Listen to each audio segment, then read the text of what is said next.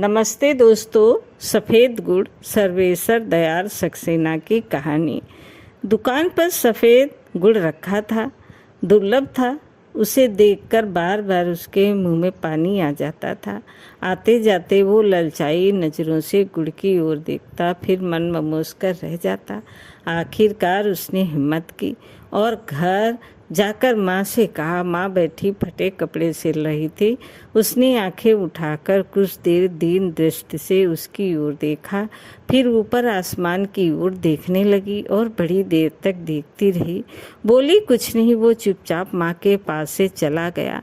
जब माँ के पास पैसे नहीं होते तो वो इसी तरह देखती थी। वो ये जानता था। वो बहुत देर गुमसुम बैठा रहा। उसे अपने वे साथी याद आ रहे थे जो उसे चिढ़ा कर गुड़ खा रहे थे। ज्यों-ज्यों उसे उनकी याद आती, उसके भीतर गुड़ खाने की लालसा और तेज होती जाती। एक आध बार उसके मन में माँ के बटुए से पैसे चुराने का भी ख्याल आया। ये ख्याल आते ही वो अपने को धिक्कारने लगा और इस बुरे ख्याल के लिए ईश्वर से क्षमा मांगने लगा। उसकी उम्र 11 साल की थी। घर में माँ के सिवा कोई नहीं था। हालांकि माँ कहती थी कि वे अकेले नहीं हैं, उनके साथ ईश्वर है। वो चूंकि माँ का कहना मानता था, इसलिए उसकी ये बात भी मान लेता था, लेकिन ईश्वर के होने का उसे पता नहीं चलता था। माँ उसे तरह तरह से ईश्वर के होने का यकीन दिलाती। जब वो बीमार होती, तकलीफ में कराती तो ईश्वर का नाम लेती, और जब अच्छी हो जाती तो ईश्वर को धन्यवाद देती। दोनों घंटों आंख बंद कर बैठते। बिना पूजा किए हुए वे खाना नहीं खाते। वो रोज़ सुबह शाम अपनी छोटी सी घंटी लेकर पालथी मार कर संध्या करते। उसे संध्या के सारे मंत्र याद थे, उस समय से ही जब उसकी जबान तोतली थी। अब तो वो साफ बोलने लगा था। वे एक छोटे से कस्बे में रहते थे। माँ एक स्कूल में अध्यापिका थी। बचपन से ही वो ऐसी कहानियाँ माँ से सुनता था जिनमें ये बताया जाता था कि ईश्वर अपने भक्तों का कितना ख्याल रखते हैं, और हर बार ऐसी कहानी सुनकर वो ईश्वर का सच्चा भक्त बनने की इच्छा से भर जाता। दूसरा भी उसके पीठ ठोकते और कहते, बड़ा शरीफ लड़का है, ईश्वर उसकी मदद करेगा। वो भी जानता था कि ईश्वर उसकी मदद करेगा, लेकिन कभी इसका कोई सबूत उसे नहीं मिलता था। उस दिन जब वो सफ़ेद गुड़ खाने के लिए बेचैन था, तब उसे ईश्वर याद आया। उसने खुद को धिक्कारा। उसे माँ से पैसे मांगकर माँ को दुखी नहीं करना चाहिए था। ईश्वर किस दिन के लिए है, ईश्वर का ख्याल आते ही वो खुश हो गया।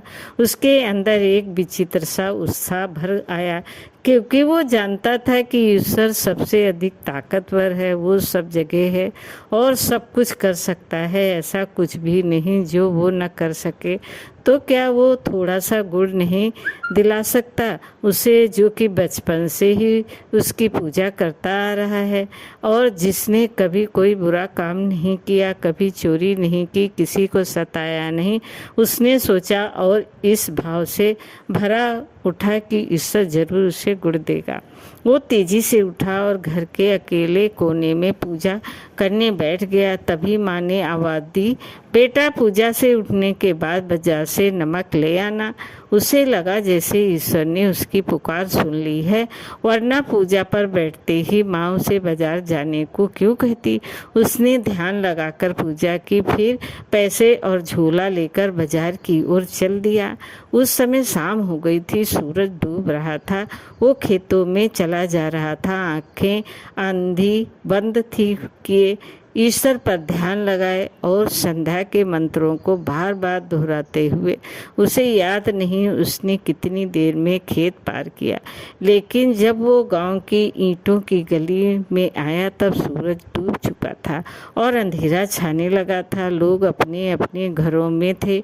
धुआं उठ रहा था। चौपाए खामोश खड़े थे। नीम सर्दी के दिन थे। उसने पूरी आँख खोलकर बाहर का कुछ भी देखने की कोशिश नहीं की। वो अपने भीतर देख रहा था, जहाँ अंधेरे में एक झिलमिलाता प्रकाश है, ईश्वर का प्रकाश, और उस प्रकाश के आगे वो आंखें बंद किए मंत्र पाठ कर रहा था। अचानक उसे अजान की आवाज़ सुनाई दी। गांव के सिरे पर एक छोटी सी मस्जिद थी।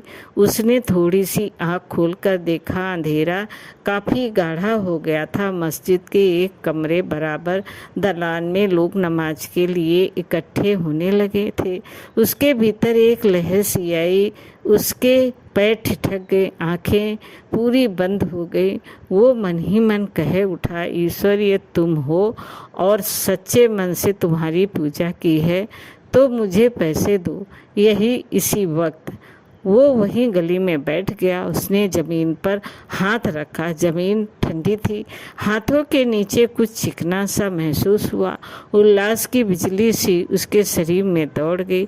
उसने आंखें खोलकर देखा, अंधेरे में उसकी हथेली में अठन्नी दमक रही थी। वो मन ही मन ईश्वर के चरणों में लौट गया, खुशी के समुद्र में झूलने लगा। उसने उस अठन्नी को बार बार निहारा, चूमा माथे से लगाया, क्योंकि वो एक अठन्नी ही नहीं थी, उस गरीब पर ईश्वर की कृपा थी। उसकी सारी पूजा और सच्चाई का ईश्वर की ओर से इनाम था। ईश्वर जरूर है, उसका मन चिल्लाने लगा। भगवान, मैं तुम्हारा बहुत छोटा सा सेवक हूँ। मैं सारा जीवन तुम्हारी भक्ति करूँगा, मुझे कभी मत बिसरना।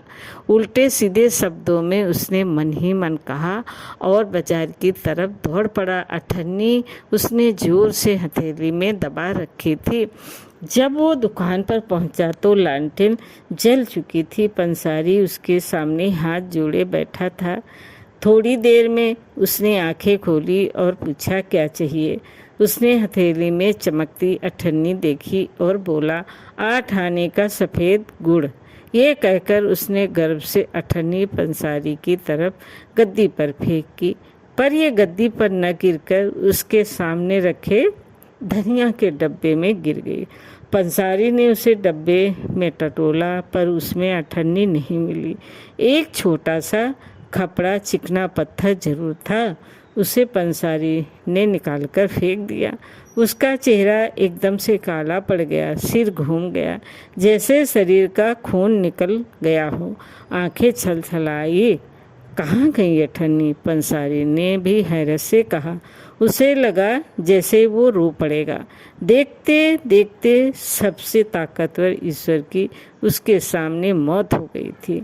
उसने मरे हाथों से जेब से पैसे निकाले, नमक लिया और जाने लगा। दुकानदार ने उसे उदास देखकर कहा, गुड़ ले लो, पैसे फिर आ जाएंगे। नहीं, उसने कहा और रो पड़ा।